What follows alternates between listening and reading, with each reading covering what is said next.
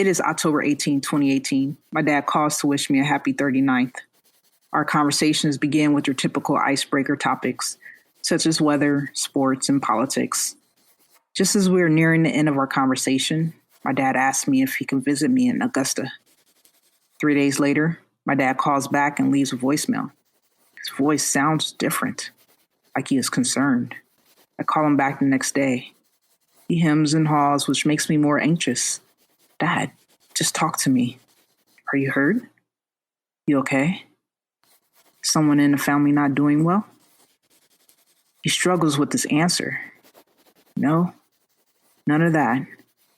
I would like to come out and stay with you in Augusta for a little time. I was thinking, wait, what? But responded, you mean for like a weekend, right, Dad? He then tells me he needs a few months. Ugh. My body sinks. My gut screams. Hell no. This dude. Whatever you do, don't say yes, Shay. This is This ShXt Open, a story podcast about coming into who you are while accepting the things you cannot change. In the previous episode, I uncovered how I felt about my dad's emotional detachment throughout my childhood. I grew up with this hidden resentment and kept my distance. Could we ever begin to mend our relationship? Is it even possible to repair the damage and move forward? Will a closer relationship with my father move me closer to my self-acceptance? This is Rhythm and Blues, Part 2.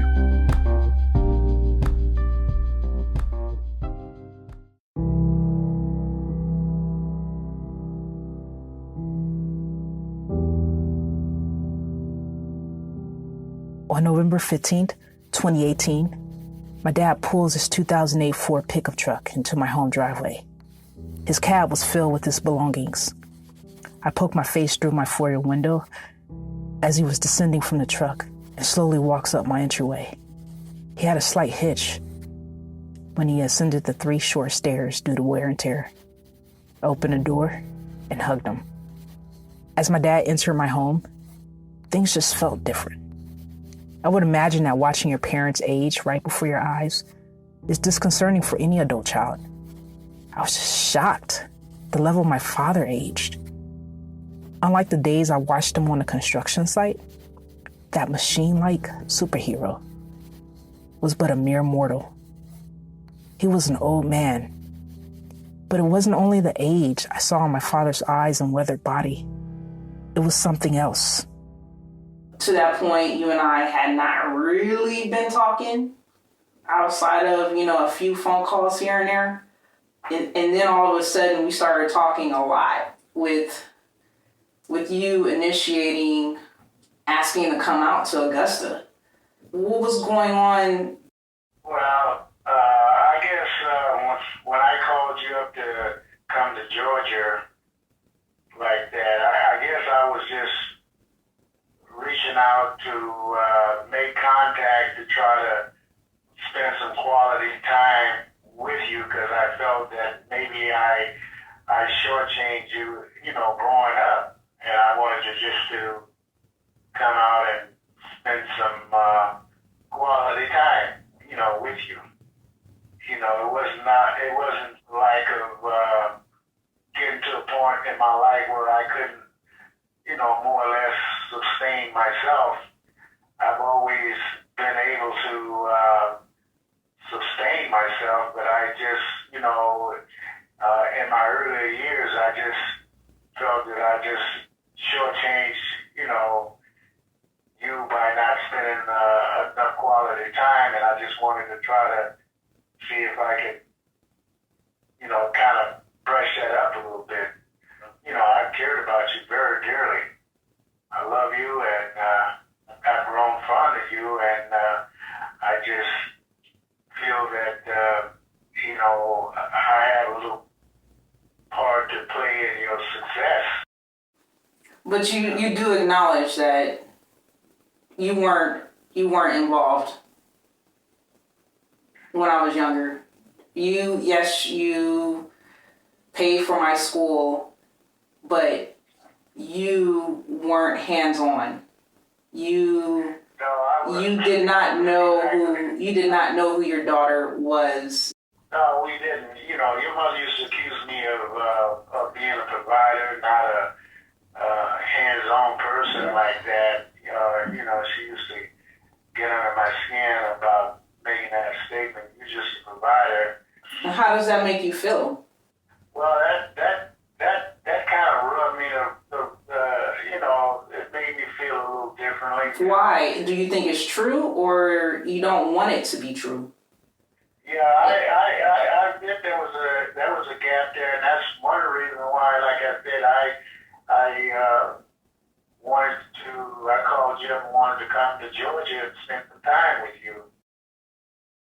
This long trek to Augusta represented so many things. Most importantly, it indicated his need to rewind the clock back, or at least stop it momentarily. Like he was trying to reach back to grab at something he suddenly remembered was there. Maybe even attempt one more push on the swings. I think as he stood and looked around my home, looking at the sheer size and artifacts of success on the walls, he was coming to terms that little Shay was all grown up. We were both quiet. I was clueless. I had no idea of my dad's poor health when he arrived at my home. It became clear in the next month. First, I saw him rubbing his feet while sitting at the kitchen table. They were going numb. Apparently at 5'10", maybe 180 pounds, he's been experiencing these symptoms for months. After Thanksgiving, I noticed my dad was not quite the same. He was sitting in the sunroom and had a palish gray tint to his skin. Concerned, I asked him to follow me in the kitchen so I can get him some water. He was complaining of a fire sensation at the base of his throat. As he sat across from me at the kitchen table, I started to interrogate him. I was trying to understand what was going on. He clearly was sick. "Where are you hurting, Dad?" He grabs his throat. Is that all that's hurting? I was just trying to pull information from him. Then I pick up my phone, was about to dial for help. I was becoming more concerned at his rapid declining state. He was becoming more and more incoherent. Then in mid-sentence, he blanked out. It was like I was moving in slow motion as I processed the chain of events. As his body shut down, he fell out of the chair, and I tried to leap and catch him before he fell. It was a futile effort. The side of his head knocked against the kitchen wall. Then his motionless body fell to the floor like a sack of potatoes. He laid, clumped over on the cold kitchen floor, his chair still propping his head up. "Dad! Dad!" There was no response. I thought, how the hell did we get here?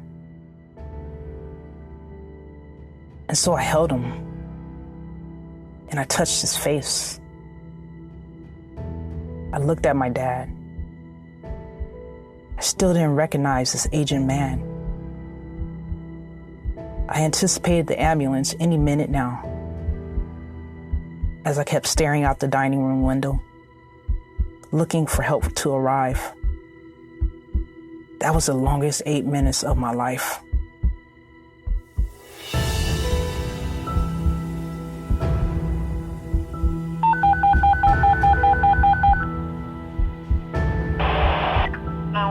Ambulance, 75-year-old male, back pain. It's 211 Silver Hollow Road, between Lane Road and Cross Patch Road. Repeating, 75-year-old male, back pain. It's 211 Silver Hollow Road, between Lane Road and Cross Patch Road. 0933, 632.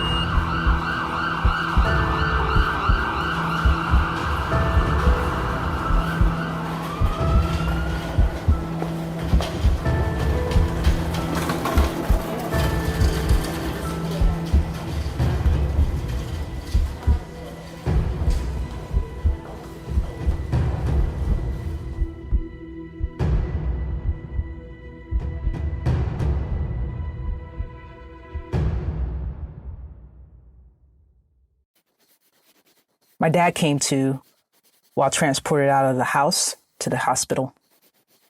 This was the first time I saw another side of my dad. He looked unsure, lost, frightened. We were changing roles right before my eyes. After 3 days, the hospital released my father. He had suffered from a combination of the flu virus and diabetic symptoms, which completely overloaded his system. Looking back, the flu was a saving grace because my dad's diabetes was clearly out of control. He literally was a dead man walking. I never asked nor wanted this level of responsibility, but I feared losing my father even more. So I met with his doctor and went over every vital detail related to my father's health. I quickly adopted a paternalistic style at home, structuring everything from his meals, blood tests, and exercise regimen. I reluctantly assumed the role as in-home nutritionist, exercise specialist, and nurse. Our Sunday rituals included refilling his weekly AM/PM containers, grocery shopping, and grilling chicken and vegetables for the week. I forced my dad to prepare and cook his meals so he could sustain himself when he returned back to Vegas. Just as he wanted me to be self-sufficient, I needed him to be the same way as it related to his health. Sometimes I reflect on that afternoon when we drove back from the hospital. I was focused on the road and he was staring out the passenger window. We didn't have much to say, so Gladys Knight and the Pips filled the silence. She sung of a man leaving LA and going back to Georgia for a much simpler life, back to his hometown and family. Sometimes we move too fast in life and overlook the simpler things of the values that are already in our world until it begins to fade away. I am my dad's Georgia, and he is mine. Augusta changed both of us.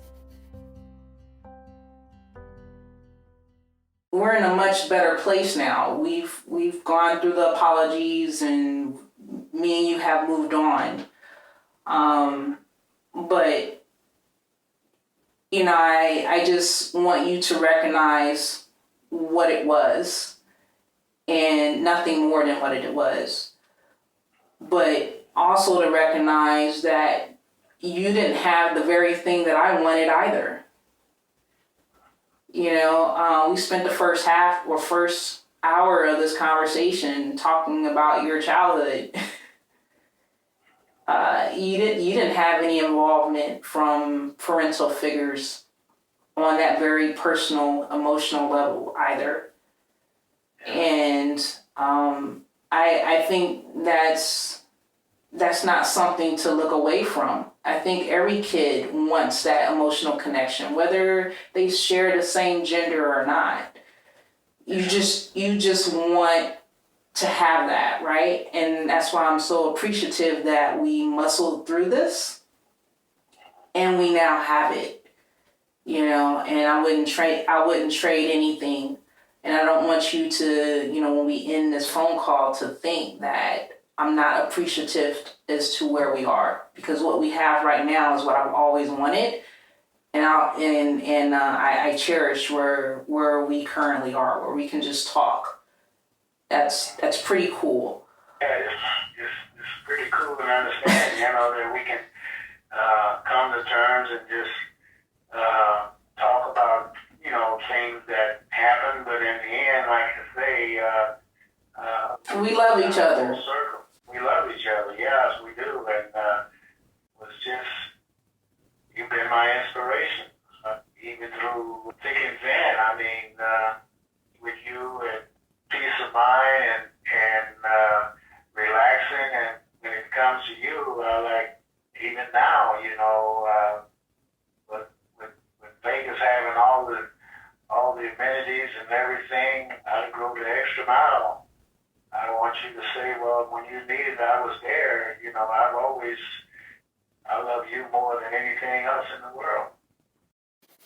It was Friday night, and the Sunday prior, I had promised my dad a movie date.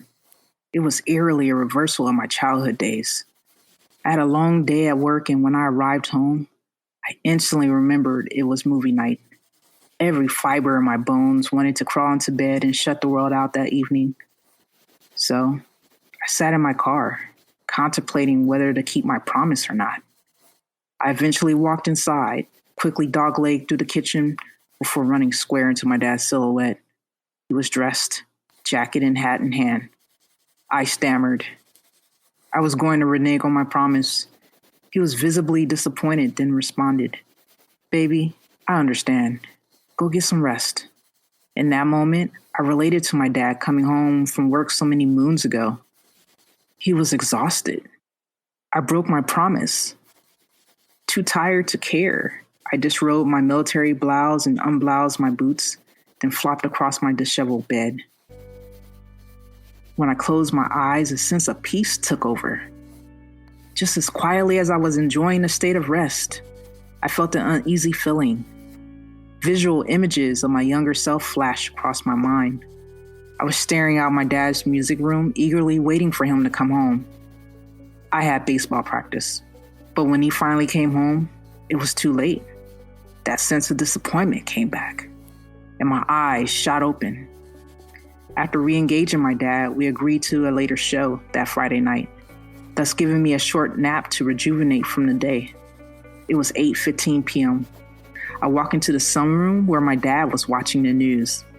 I peeked in. "Dad, you ready?" His eyes got wide. He springs out the leather recliner, grabbing his jacket and hat. Barely with his jacket on, he reaches for the door. "Dad, wait. You have your keys?" "Yeah." "Your wallet?" "Yeah." "Your phone?" "Ugh." He walks back to the sunroom. On the way to the movies, we both were bubbling over with excitement. Dad asked if he could have popcorn and root beer. I nodded yes. As I looked out the truck passenger's window, I smiled. Tell me why you like Augusta so much. Why do you refer back to Augusta so much? I do. I really do. And Augusta was a time when, the atmosphere, I'd almost be tempted to trade it up for Augusta with you there, because it was peace of mind and relaxing. On 5 May 2018, my dad returned to Las Vegas. I hugged him before he mounted back in his truck cab. As he backed out of the driveway, I waved. He waved back.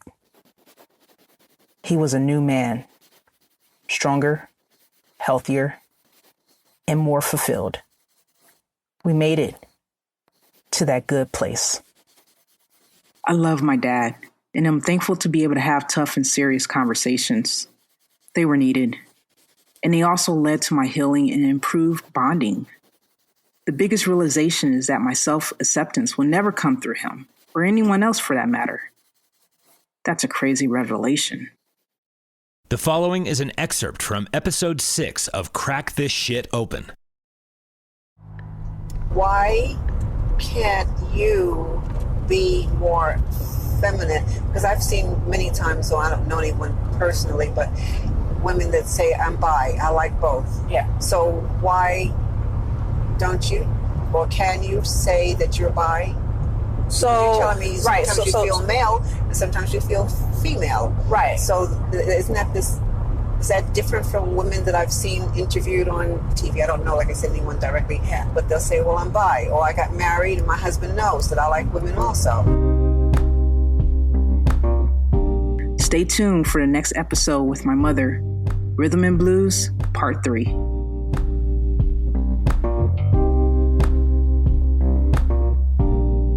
Crack This Shit Open is narrated and produced by Shay Potter. Editing on this episode from Chelsea Sutton and Shay Potter. Again, special thanks to Murdy Jean Potter in this episode. Music in this episode is Solace Piano by Keith Anthony Holden, Never Forgets by Ketsa, Home Road by Kai Engel, Cinematic Indie by Morning Light Music, Knowing by Michael Vignola. Our theme song is by Blue Dot Session. Please check out more at our website, ShaylaDPotterMedia.com. That's ShaylaDPotterMedia.com. Crack This Shit Open is owned by Be Better Media Productions Company.